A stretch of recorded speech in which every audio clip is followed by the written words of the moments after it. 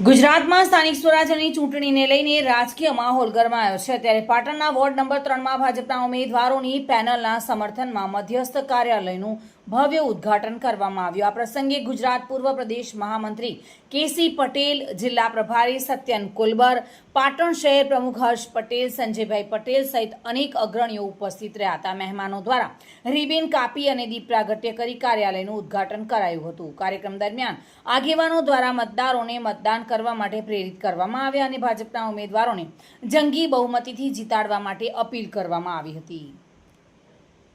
તો એક તરફ ચૂંટણીની તૈયારીઓ તેજ બની રહી છે અને બીજી તરફ પક્ષો દ્વારા કડક સંદેશ અને શિસ્તના નિયમો લાગુ કરવામાં આવી રહ્યા છે। પાટણના વોર્ડ નંબર 3માં ભાજપની આક્રમક રણનીતિએ સ્થાનિક રાજકારણમાં નવી ચર્ચા જગાવી છે। હવે જોવાનું એ રહેશે કે આ કડક સંદેશ અને સંગઠનની શક્તિ ભાજપને કેટલો ફાયદો અપાવે છે અને શું આ વ્યૂહરચના ચૂંટણીના પરિણામોમાં ફેરફાર લાવે છે કે નહીં। દિગ્નેશ સુથાર સાથે bureau report, today Gujarati news.